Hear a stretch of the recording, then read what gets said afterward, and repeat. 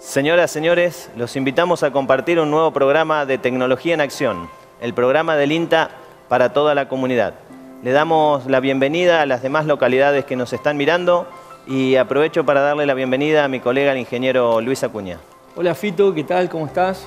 ¿Cómo andan? Hoy tenemos una semana en la cual vamos a tocar varios temas que son la verdad que muy interesantes. Vamos a ver primero una nota realizada acá en nuestra experimental sobre microsatélites, que en realidad es sobre genética forestal. Después vamos a ver otro bloque sobre el cultivo de orquídeas. Y finalmente en el tercer bloque vamos a tener un bloque dedicado al cultivo de lechuga. Como Luis les decía, vamos a tener una nota lograda con la licenciada Patricia Smith, quien nos va a hablar sobre microsatélites que corresponde al área de genética forestal de nuestra experimental. Para que usted tenga idea, cuando vea la nota, le queremos aclarar que ella va a hablar de ADN y queremos recalcar que el ADN es la característica que tiene cada individuo para transmitir los caracteres hereditarios y que se va transmitiendo de una generación a otra y que es una característica tanto de animales como vegetales. Estamos en el laboratorio de la Estación Experimental de INTA Monte Carlo. Este es el laboratorio de genética molecular, donde lo que hacemos acá es investigar cómo están integrados genéticamente los diferentes individuos forestales. En este caso, yo trabajo en la especie Pinus, y lo que hacemos es investigar el material genético que tienen estos individuos para que no estén muy relacionados genéticamente. O sea, que no sean muy parecidos entre ellos, cosa que después nos podría complicar en el futuro, digamos, podría comprometer el éxito de un programa de mejoramiento. Lo que hago yo particularmente es trabajar individuo por individuo, extrayendo el ADN de las hojas, y lo que hacemos es buscar unas secuencias específicas que están dentro del ADN. Estas secuencias se llaman microsatélites.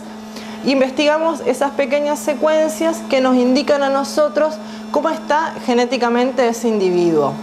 La técnica que yo utilizo es una técnica muy parecida a la que se usa cuando hacemos análisis de paternidad en humanos, cuando uno quiere definir si una filiación, una persona es hijo de otra persona. Bueno, nosotros usamos esas mismas técnicas, pero trabajando en especies forestales.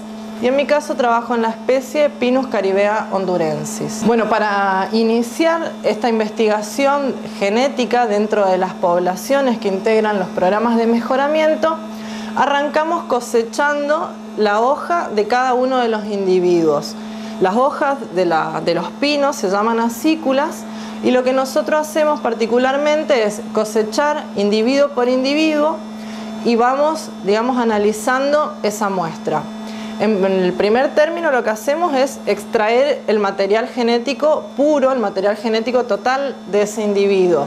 Trituramos la muestra con nitrógeno líquido y lo que hacemos es obtener un polvo de esa muestra vegetal. Ese polvo lo pasamos por diferentes reactivos y nos quedamos finalmente con el ADN puro de ese individuo. Luego de esa extracción de ADN, hacemos una técnica que se llama PCR, que significa reacción en cadena de la polimerasa, el cual utilizamos estos equipamientos que nos sirven a nosotros para llevar adelante esta técnica.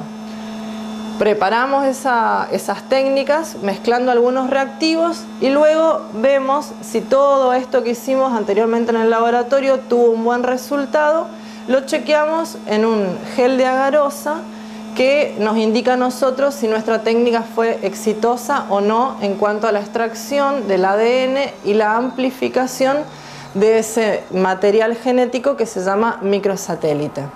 Los estudios de ADN particularmente, digamos, empezaron a incorporarse a esta estación experimental de INTA Monte Carlo a partir del año 2008 aproximadamente, donde tuvimos que financiar la compra de una serie de equipamientos en los cuales, si bien las técnicas parecen muy sofisticadas, no lo son tanto en realidad. Si bien el ADN, digamos, se encuentra presente en todos los seres vivos, en todos los vegetales, en todos los animales, Y lo que hacemos es, digamos, nosotros los seres humanos también todo el tiempo estamos largando ADN, esparciendo nuestro ADN por todos lados. Y bueno, lo que nosotros hacemos es tratar de captar esa complejidad del universo del ADN, quedarnos con esa porción de información genética y poder capitalizarla, utilizarla para analizar los individuos. Luego obtenemos un resultado, que ese resultado es el que analizamos estadísticamente a través de análisis computacionales que son específicos para cada especie y para cada técnica que vamos utilizando. Conocer la variabilidad genética que existen en nuestras poblaciones forestales es muy importante porque nos dan a nosotros el indicativo o digamos nos dan ciertos parámetros para poder digamos tener mucha variabilidad genética dentro de una población. Esto significa que a nosotros nos interesa conocer cómo se encuentra la población que está formada por diferentes individuos y poder así captar esa variación genética y explotarla en un futuro. La variabilidad genética es muy importante porque nos da a nosotros, digamos, diferentes tipos de adaptaciones, tanto al cambio climático, a instancias como la sequía o como diferentes tipos de estrés a la que puedan ser sometidos tanto los animales como los vegetales, y en este caso los vegetales, pero nos sirve a nosotros para poder trabajar, digamos, explotando diferentes características que tengan los individuos en sí mismos. Si nosotros no controlamos la variabilidad genética que existe y permitimos que individuos muy relacionados genéticamente se estén cruzando, estén dando descendencia, se estén reproduciendo y eso esté integrando un programa de mejoramiento, puede complicarnos a futuro todo el trabajo que implica hacer mejoramiento genético en especies forestales. En eso radica la importancia de conocer cómo está integrado nuestra población genética en especies forestales. Esto también es importante mencionar de que estos estudios son bastante caros y sofisticados y los únicos que pueden dar respuestas o apoyar al sector productivo de la región son instituciones públicas como el INTA, ya que en el sector privado difícilmente se lleven adelante este tipo de investigaciones y nosotros dentro del INTA podemos llevarla adelante y de hecho facilitamos la información a que pueda estar disponible no solo el material genético analizado, sino también la descendencia que digamos que está formada por estos individuos, ya que se comercializa esta descendencia en forma de semillas que pueda dotarse al sector productivo. En ese caso, esta semilla está comprobada que tienen una base genética mucho más amplia y que no va a comprometer a futuro genéticamente a la plantación que tenga un productor en su chacra o que quiera adquirir este tipo de material con una calidad genética ya comprobada. Bien, ahí veíamos la nota a Patricia Smith, la verdad que muy interesante. Veíamos, ¿no es cierto?, y queríamos resaltar el hecho de que esta tecnología es una tecnología que únicamente la puede afrontar el Estado, dado que todo el equipamiento y todo el saber que se genera ahí, únicamente el Estado, digamos, lo puede hacer. Por lo tanto, digamos, es algo que no va a estar o que no lo va a hacer el productor. El Estado es el que tiene que aportar este tipo de tecnología. Si me permitís, Luis, también me gustaría aclarar que esto que acabamos de ver, que nos mostraba la licenciada Patricia Smith, es un estudio que está en lo que se llama la frontera del conocimiento, es un estudio muy avanzado, que no hay estudios más avanzados que lo que ellos están haciendo para estas especies. Así que bueno, de esta manera damos por finalizado el primer bloque, vamos a una pausa y al regreso más tecnología en acción.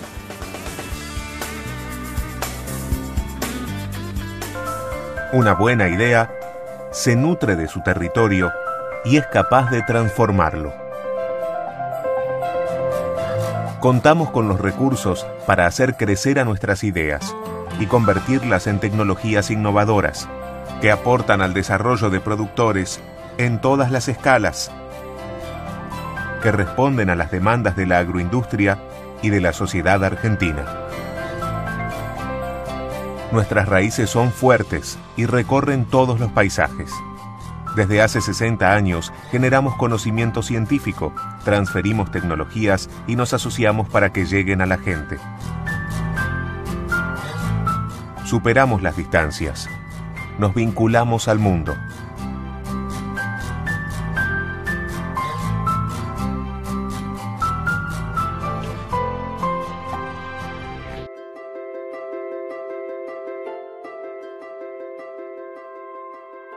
Seguimos en Tecnología en Acción, el programa del INTA para toda la comunidad. Y ahora vamos a presentarle una nota realizada al ingeniero Jorge Weber. Él nos va a hablar del cultivo de orquídeas nativas. Vamos a ver la nota.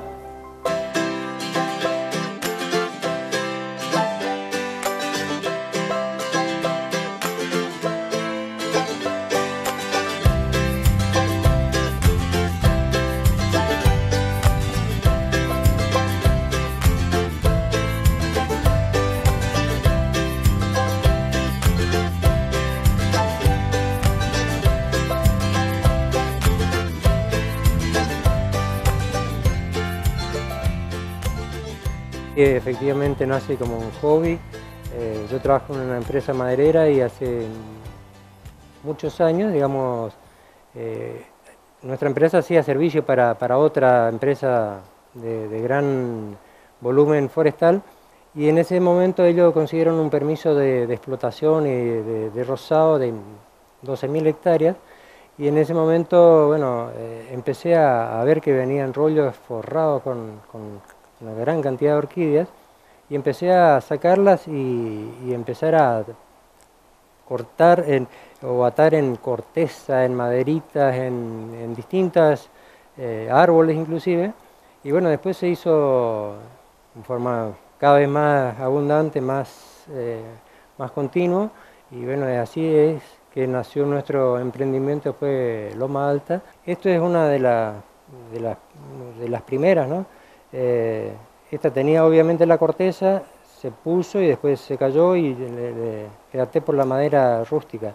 Como las orquídeas son epífitas, viven sobre los árboles, pero no necesitan la savia, no son parásitas, por lo tanto ellos solamente necesitan un sustrato, madera o algo donde sostenerse. Y entonces uno lo puede hacer en una madera dura, preferentemente, y yo acostumbro y uso madera nativa, cuanto más dura mejor, angico, guayubira, incienso, loro negro también algo. Le pongo un alambrecito, le hago unas perforaciones para que las raíces se puedan, las plantas se puedan enraizar mejor y tener mejor sostén. Y bueno, y en cualquiera de ellas uno le va atando y tienen un alto prendimiento y enraizamiento. Para atar uso, depende de las plantas o las raíces, una tanza o hilo de pescar. En otros casos se usa la media de damas, digamos cortado en tiras finas, que es la que se ajusta mejor y no daña o no daña el sistema radicular.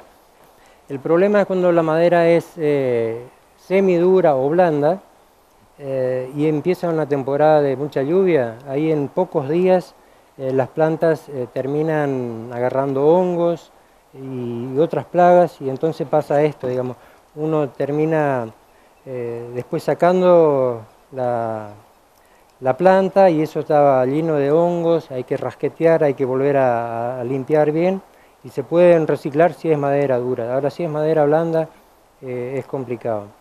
También se puede usar corteza de pino. Estos son grandes trozos de la corteza de pino. Cuando vienen porciones bastante grandes, es madera fuerte, rígida. Bueno, para atar las orquídeas, como les contaba hoy, se puede usar o la tanza, hilo de pescar, que no sea un hilo muy grueso, tampoco muy fino para que corte las raíces. Y ahí en ese caso no se debe estirar muy fuerte para no justamente romper o lastimar las raíces. Primeramente, sacarle las raíces viejas a la orquídea, obviamente con una tijera desinfectada, le cortamos las raíces viejas.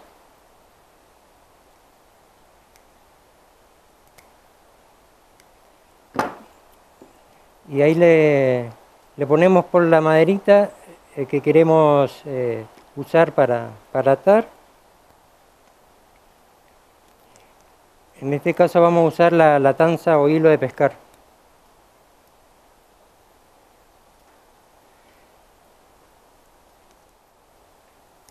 Está terminado. Esto suelo sumergir después en un tacho con agua y enriquecido con estiércol de vaca, digamos, unos bombones de estiércol de vaca remojado en agua, y con ese caldo después le agrego un poquito al tacho de agua y lo sumerjo durante 10-15 minutos para que se humedezca bien, y después, bueno, se cuelga afuera y con el agua de lluvia o con riego si es que no llueve por varios días.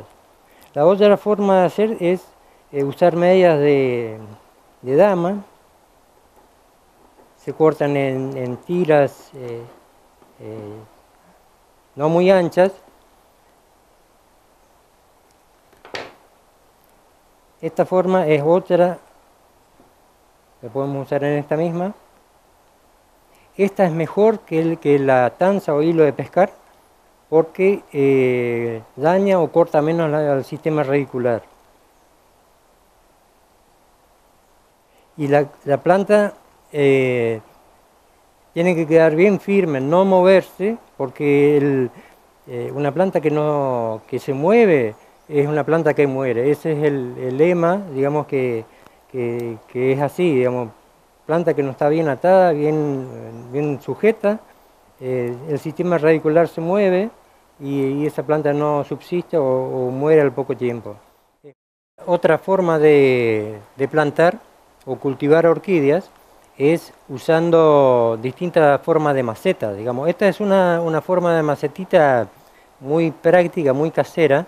He comprado una malla plástica, digamos, y cargado con tergopol, algo de piedra negra, corteza de pino, es una forma muy elegante y muy práctica, porque a las orquídeas les gusta que el sistema radicular esté muy ventilado, muy aireado, y esta es una forma muy fácil de hacerlo. Otra forma es usar las canastas de madera, que ya no es solamente madera como veíamos hoy en la maderita, en la tablita, sino en distintas canastas, tamaño de canastas. Se usa el mismo sustrato, tergopol, ripio y carbón, y se puede plantar. También es muy importante que la planta quede bien parada, bien erecta, y que esté bien calzada y que no se mueva. Eso es fundamental y muy importante, que la planta quede firme. Hay gente que obviamente le gusta más colgado, otras le gusta que la planta quede parado sobre la mesa. Son distintas formas de presentación. El género oncidio en particular, mucho no lo hago en canastas, salvo que sea el Oncidium pulvinatum. Esta es una planta de Oncidium pulvinatum que se ató así en una canasta de madera, con corteza de pino, con ripio, con tergopol, y es una especie que se adapta muy bien a este sistema de cultivo, y como se ve que está reaccionando muy bien. Otros elementos que se suelen usar en el mundo de orquídeas es, por ejemplo, la fibra de palmera, que se suele usar en las maderitas para envolver la maderita y el sistema radicular. Para algunas especies funciona y para otras no es tan recomendable. Yo, francamente, no tuve una experiencia muy positiva, muy alentadora con la fibra, porque justamente cuando vienen temporadas de lluvia, a mí tuve problemas, digamos, que se me pudrió el sistema radicular muy fácil por el tema de la fibra.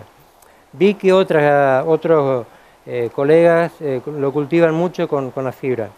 Otra forma de usar una maceta por ahí poco común es una tacuara, la tacuara amarilla, la grande, perforado y cortado sobre el nudo, lo usas como fondo de maceta y le perforas un poco para que se escurra el agua, y también es una forma práctica de cultivar. Esta es una vainilla.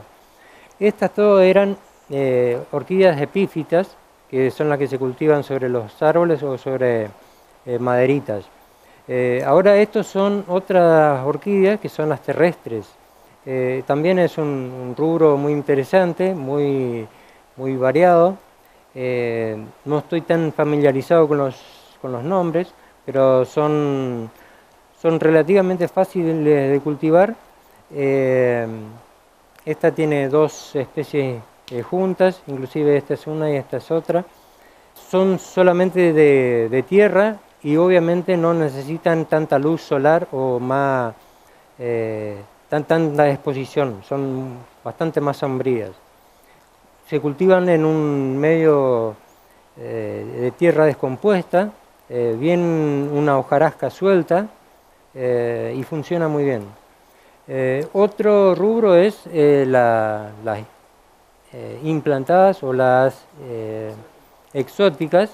Este es un caso de un Paphiopedium, que también es un rubro muy solicitado. Esta es una flor ya muy pasada, pero es una especie muy solicitada y muy demandada.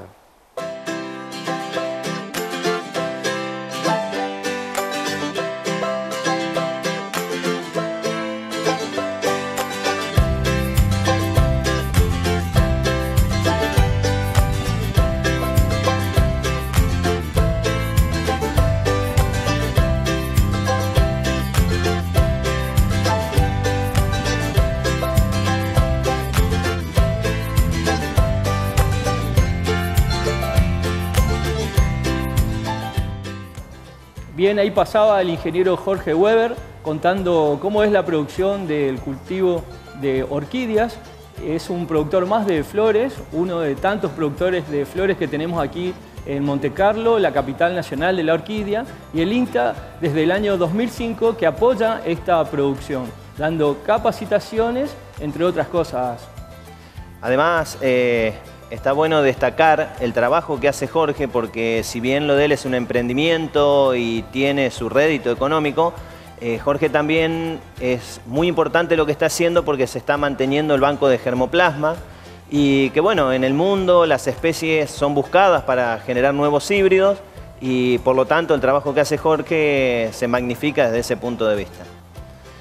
De esta manera damos por finalizado el segundo bloque de Tecnología en Acción. Vamos a una pausa y al regreso continuamos con Tecnología en Acción.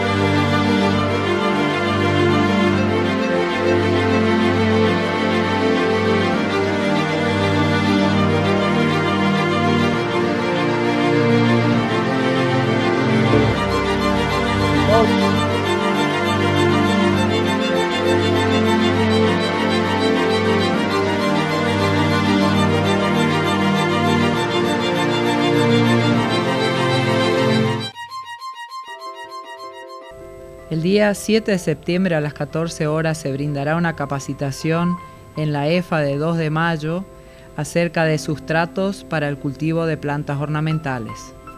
El día 8 de septiembre a las 8:30 horas en el SIC de El Alcázar, la orquidiófila Rita Franque dará una capacitación acerca del cultivo de orquídeas.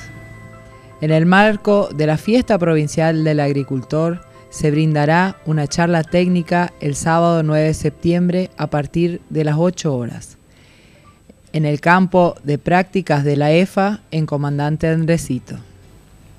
El día 12 de septiembre a las 9 horas, en el parador de 3 de mayo sobre Ruta Nacional 12, se brindará una capacitación acerca del cultivo de plantas ornamentales bajo cubierta.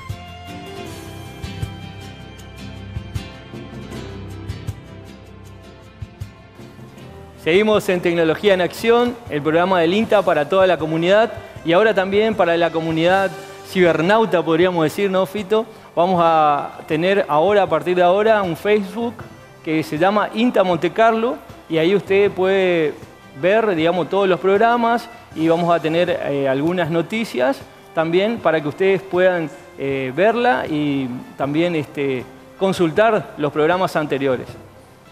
Ahora vamos a ver una nota realizada al ingeniero Facundo Ramos Hens. Él nos va a hablar sobre el cultivo de lechuga. Mi nombre es Facundo Ramos Hens, soy de acá de 9 de Julio, Larrague, el municipio de Monte Carlo, departamento del mismo nombre. Bueno, yo soy soy egresado de la Facultad de Ciencias Forestales. Me regresé el año pasado y bueno, la cuestión de no conseguir trabajo en el sector y viendo que mis padres tienen en realidad superficie para cultivar y se dedican a varias actividades, me decidí a venir a ayudarlo en el cultivo. En este caso viene la parte de horticultura, que no tiene nada que ver con lo forestal, pero la base la tengo. Nosotros somos una familia agrícola promedio de Misiones, la cual se dedica a varias actividades agropecuarias, en caso de ganadería. Mi familia se dedica también a la parte de cultivo de lo que es mandioca, maíz. Después hace algo de ganadería, la parte avícola. Muchos ciudadanos de Monte Carlo y la parte de Colonia lo conocerán, ya que ellos venden siempre los sábados y los miércoles en la feria. Lo que empecé haciendo aquí sería acá en mi casa, hice un invernadero. Justo se acercaba la parte de invierno y viendo el tema que siempre llueve muy constante en invierno y viendo que si hay mucha lluvia y va a escasez de lechuga, me empecé a hacer el cultivo de lechuga sería. Bueno, para empezar, el tema de la germinación de la semilla fue algo que me costó mucho encaminarla, sería porque sería al voleo primero y me daba cuenta que siempre fallaba mucho el tema de las semillas. Después empecé con el tema de riego, cambiaba varios sistemas de riego cuando ya hacía el trasplante. Bueno, después empecé a hacer el tema de la germinación de la semilla en camas con carbón y cama de pollo y para algo de cama de chancho también, lo de estiércol sería, y empezaba a germinar mucho mejor. Pero tenía el inconveniente de que a la hora de hacer el trasplante, el cual lo hago a los 21 días aproximadamente de que pongo la semilla, tenía mucha ruptura sería las radículas y es posterior atraso en la fase de crecimiento y adaptación en el cantero. Entonces pasé al sistema en bandeja, bueno, en el cual me empecé a tener un plantil mucho más homogéneo y bueno, en el mismo tiempo igual 21 días, pero tenía un colchón de raíces que me asegura a la hora del trasplante una buena planta que reacciona rápido a la hora del cantero.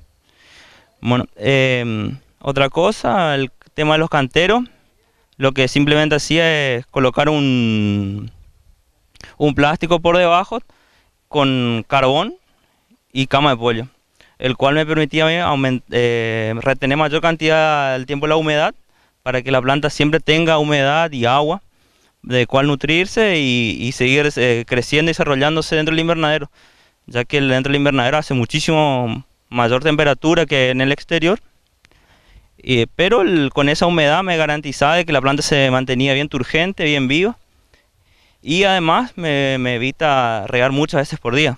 Solamente con una vez por día, mayormente siempre a la tarde lo riego, y con eso la planta ya queda bien ya. Más o menos desde que hago el trasplante hasta que la cosecha sería, hago en 30 días, 40 días como máximo. Y el peso promedio que yo tengo por planta son de 150 o 150 gramos, más o menos en eso, entre 30 días. Algunos se me estiran un poco más, 40. Bueno, y la lechuga esta la comercializamos en lo que es la feria. Después acá en la parte de los vecinos, en la colonia, lo cual tiene buena aceptación. Hasta ahora me siguen comprando. Desde marzo, como dije, empecé con esto y hasta ahora sigo. Y sigo ampliando. Veíamos la nota con Facundo Ramos Gens, quien nos mostraba cómo está tecnificando y cómo está aplicando cuestiones de estadística que él aprendió en la facultad, en su chacra y en la huerta.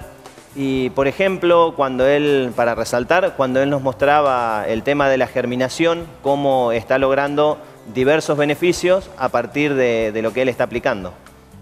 Buenísimo, Fito. Y ahora tenemos que despedirnos hasta la semana que viene, pero no obstante usted puede ver todos los programas en YouTube, en el canal del INTA, que es INTA Monte Carlo, y también puede consultarnos por los teléfonos que aparecen en pantalla y los emails también que aparecen en pantalla. Así que nos despedimos hasta la semana que viene. Hasta la próxima. Nos vemos en 7 días.